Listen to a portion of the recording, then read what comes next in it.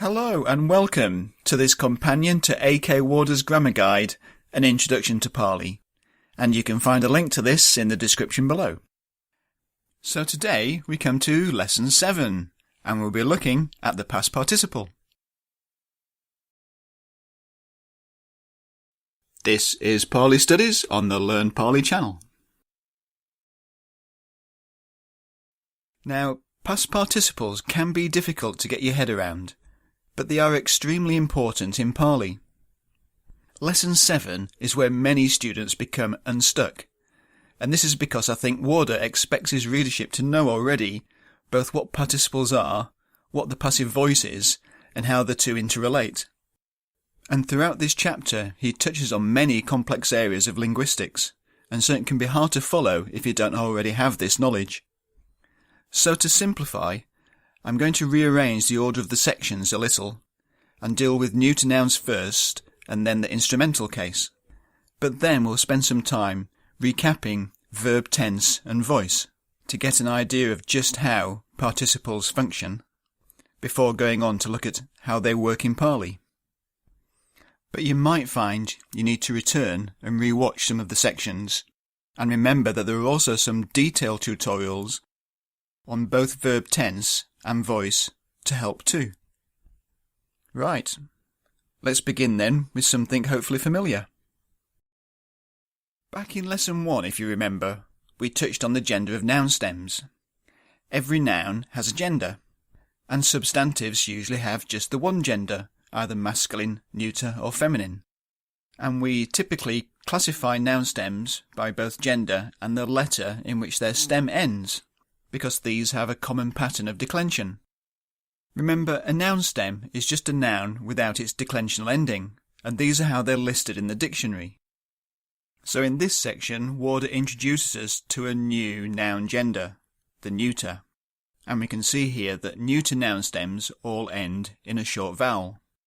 There are a small number which end in a consonant, but in this lesson we're just looking at the A stem neuter declension. And Warder gives us, as a paradigm, the example of jana, meaning a carriage or a vehicle.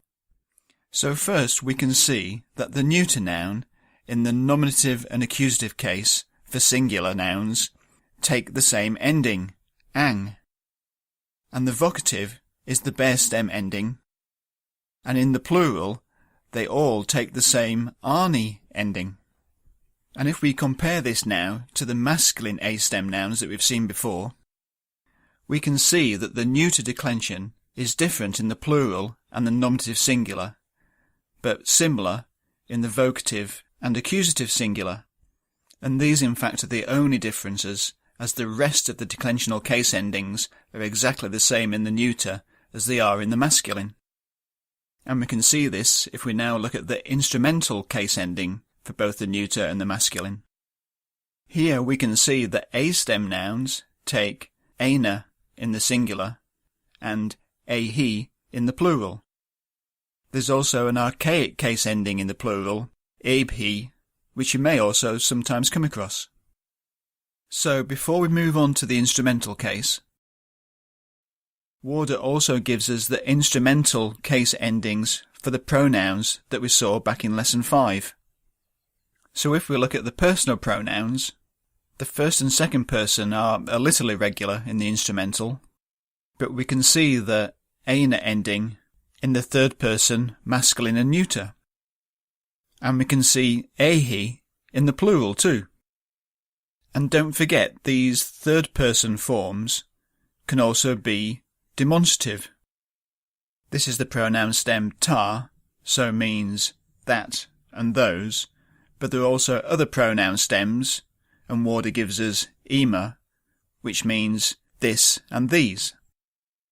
The pronoun forms can be a little daunting, as there are literally hundreds of them. But don't panic, as I've collected together all the pronoun forms and put them into a single document, a link to which is down in the description below. What's important to remember here is those characteristic instrumental endings. So if we now concentrate on the instrumental case, this case largely overlaps in meaning with the English prepositions by or with, and it's used to indicate the means by which something is done. We'll see more uses of the instrumental case in the next lesson, but for now we'll just stick with this simple definition. So if we wish to render "he locks the door with a key" into Pali, we'd inflect the verb into the third person to match the subject he, and the noun for door would be placed in the accusative case because it's the object of the verb, whilst the word for key is declined in the instrumental to indicate that it's the instrument by which the door is locked.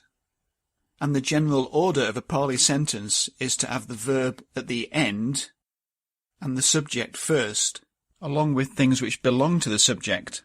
In this case, that's the instrumental, and this is followed by the accusative object.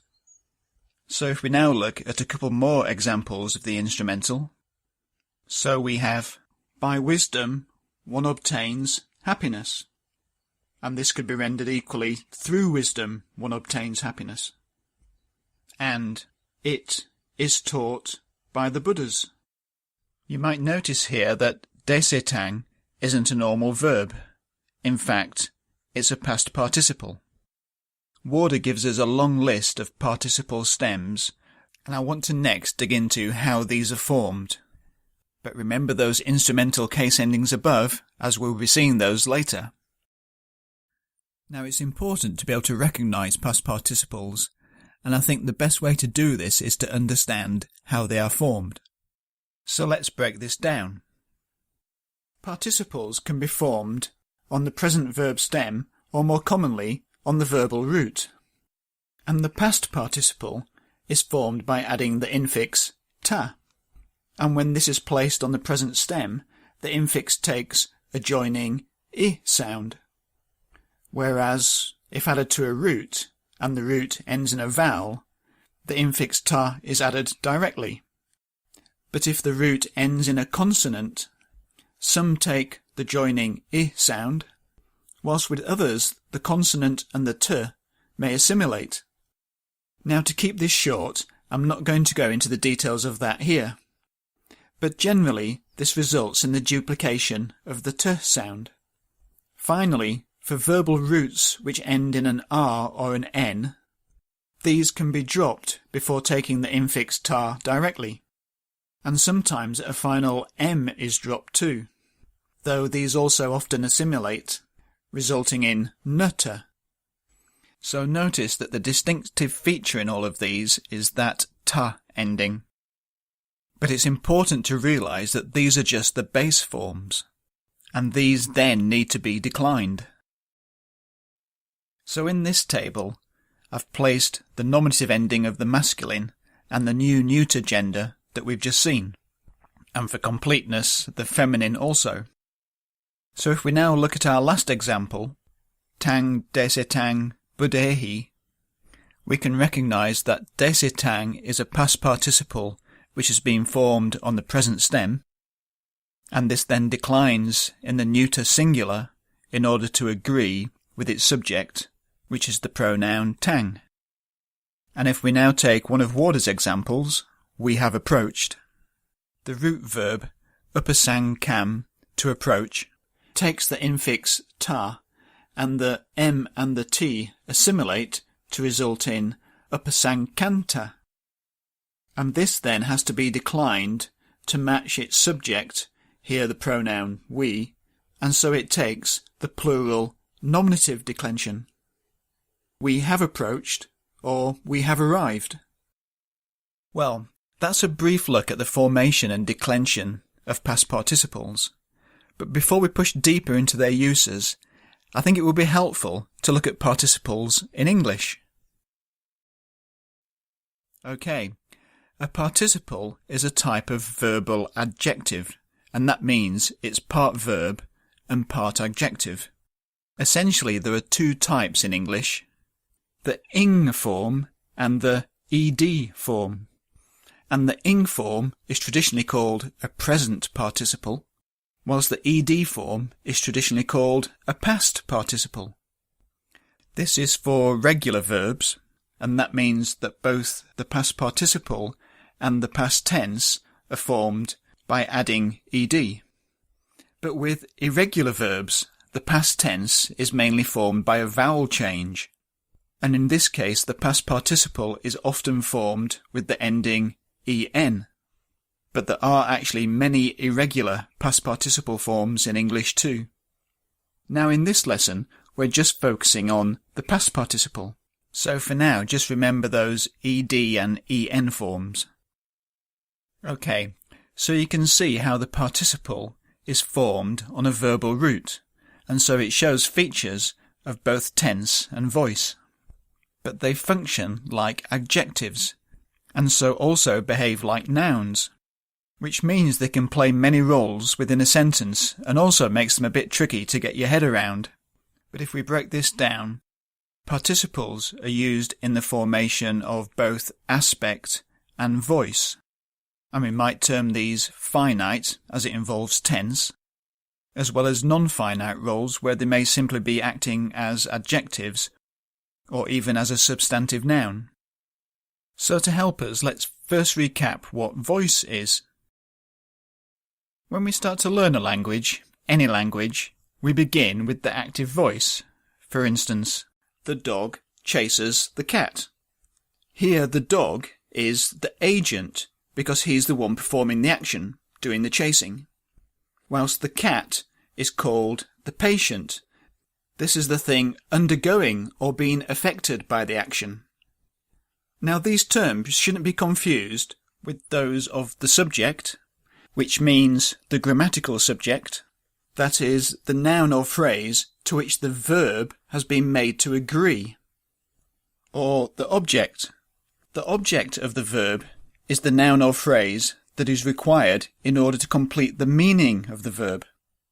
And we've seen that this type of verb is called a transitive verb. So with an active sentence, the agent, the one doing the action, and the subject, the noun with which the verb is inflected to agree, are the same. And if the verb is transitive, any direct object is also what endures or undergoes the action, and so is also the patient. But we can reverse this sentence and make the cat the subject by saying, the cat is chased by the dog. This is the passive voice. The cat is still the patient, enduring the action, and the dog is still the agent, doing the chasing. But now the cat is the grammatical subject of the verb. It's this noun with which the verb agrees. For instance, we'd say, the cats are chased. So with the passive voice, it's the patient which is the subject of the verb, and the agent is optional. We don't have to include it in order for the sentence to make sense. But if we do, we use an instrumental preposition in English. Also, know that the verb changes to become a combination of the verb to be plus a past participle. That ed ending, that's a past participle and not the past tense. The verb to be is termed an auxiliary verb or a helping verb, and it's this that carries the tense and actually agrees with the subject in English. And a combination of verbs like this goes by the technical term periphrasis. And in English, the passive voice is always expressed by periphrasis, the combination of the verb to be expressing the tense and a past participle expressing the action. And one more note, you may also see the agent called the logical subject, as opposed to the grammatical subject. But actually, I find this a bit counterintuitive. Well, that's the passive voice. There are more tutorials on this subject, both in English and in Pali, if you want more. Next, let's look at how participles are used in the formation of tense and aspect. Voice, active and passive, should not be confused with tense. In English, tense is a combination of time, past, present and future, as well as aspect, which put simply is how complete the action is, whether it's ongoing at the time, which is the progressive aspect, and is expressed by a form of to be and a present participle, or whether it's complete, which is the perfective aspect, and is expressed by a form of to have, and a past participle. We can see that in English, besides the simple past and present, all other time and aspect combinations are expressed by an auxiliary verb and a type of participle, and that's called periphrasis. Now, the traditional terms, past participle and present participle, are a bit misleading, because as you can see, we can use them to express any time period. However, the present participle is associated with the progressive aspect, whilst the past participle is associated with the perfective aspect. And the key thing to take away from this for the moment is that past participles with the auxiliary have are used to create the perfective aspect. Well, that's in the active voice anyway, because we can also do the same in the passive voice. In the passive voice, every time and aspect combination, including the simple, is expressed by an auxiliary and a past participle. So the simple aspect takes a form of to be and a past participle, I am seen, whilst the progressive takes a form of to be and being plus a past participle, I am being seen, whereas the perfective takes a form of to have and been and then a past participle, I have been seen. And if you want more on aspect and tense in English, there are some more tutorials. So I hope you understand now just how important participles are in the formation of both tense and aspect. Okay, so now I think we're ready to go back and look at past participles in Pali. So we said that participles were part verb and part adjective, and we've seen that they're based on a verbal root and show features of both tense and voice like a verb, but they function like an adjective, and so they decline like nouns, taking case, number and gender, rather than inflecting like a verb. And if we now remind ourselves of the roles that they play, we've just seen how they're used in the creation of aspect, both in the active and passive voice, but they also can be simply used as adjectives to qualify another noun, or occasionally, like any adjective in Pali, they can act as a noun themselves. So let's now take a look at each of these functions in turn. First, let's take the active voice. Unlike English, the past participle is very much associated with the perfective verb aspect. And also like English, we can think of this as being created by a combination of a past participle with an auxiliary verb. And in Pali, this can be any form of the verbs us, who, or bu, which all mean to be. Now each is used in a slightly different way, and we'll see more of this in lesson 24, hopefully.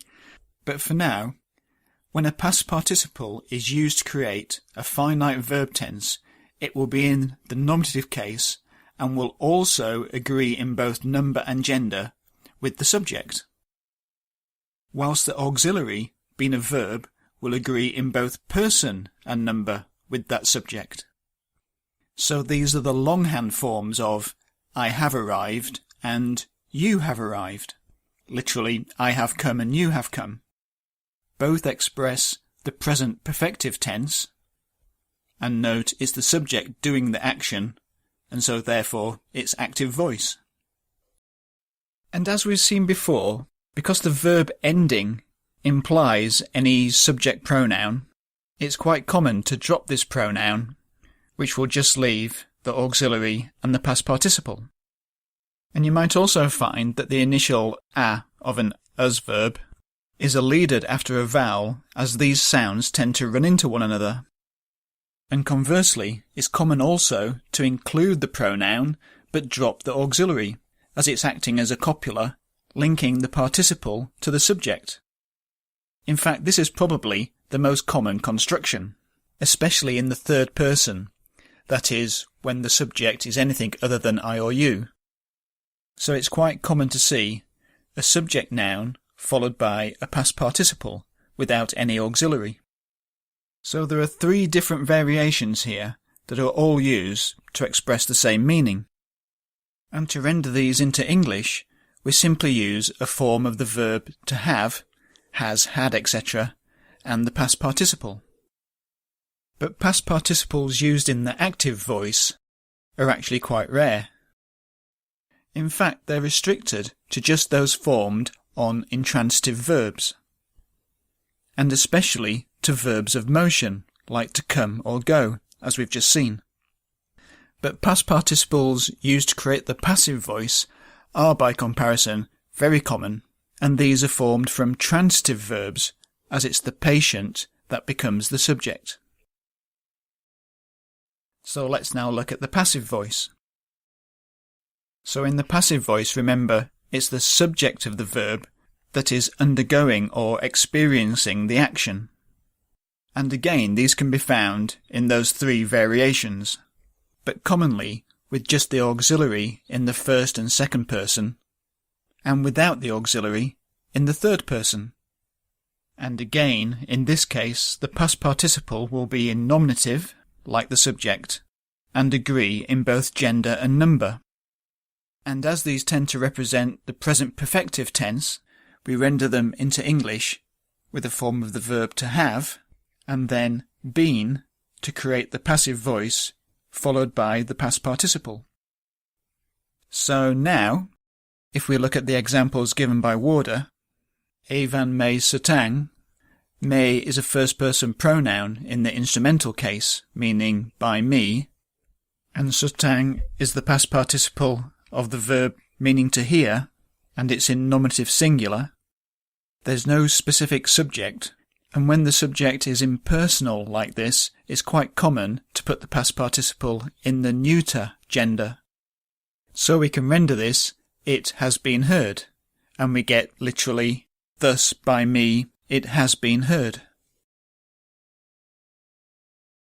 And if we look at the next one, Maya ime satar nimitar, we can see here from the tar ending that nimitar is a past participle, here meaning created, and ime is a third-person plural pronoun, meaning these, and satar, meaning beings or creatures, is also nominative and plural, and nimitar agrees with these in gender, case and number. So these beings are the subject, they are what is being created. And mea is a first-person instrumental pronoun, meaning by me, and so here this is the agent, the one doing the creating. By me, these beings have been created. So we can take a few things away from this. First is that the subject, that is the grammatical subject, will always be marked by the nominative case irrelevant of voice. And a telltale feature of the passive voice is that if the agent is expressed, it will be in instrumental case. If there's no agent in instrumental, it's a good idea to check if the verb is intransitive or not, in which case the sentence will be active. But if the subject is undergoing the action, and the past participle is from a transitive verb, or there's an agent in instrumental case, then it's likely to be in the passive voice. And one final point is that, as English tends to favour the active voice, many translators flip passive sentences into the active voice by making any agent into the subject of the sentence. So the last examples can be rendered, thus I have heard, and I have created these beings. Well, now we can move on to the non-finite cases. As adjectives, past participles agree with the number, case and gender of the nouns they qualify. So here the past participle is merely qualifying the subject noun, and so is in masculine nominative singular to agree with Brahmano. And of course they can also qualify object nouns, in which case they'll take the accusative. And occasionally there may also be a subject complement, that is where a copular or linking verb is implied. And finally, past participles, like any adjective in Pali, can also on occasion act as a noun, in which case they will always take the neuter gender. For example, here barsitang is the past participle of the verb to speak, literally meaning spoken, but here it's been used as a noun to mean that which was spoken, or the speech has been heard. The important thing to take away from all this is to see how past participles are part verb and part adjective, and so when used as a verb they have features of both aspect and voice, but they can also be used as an adjective where they simply qualify another noun. Well, thank you for sticking with this.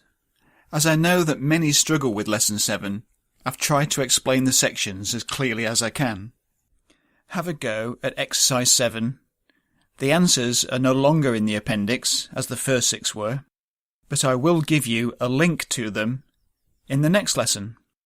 And feel free to check out the other tutorials on voice and tense if you need more help. And in the next lesson we'll be looking in more detail at the instrumental case, as well as present participles.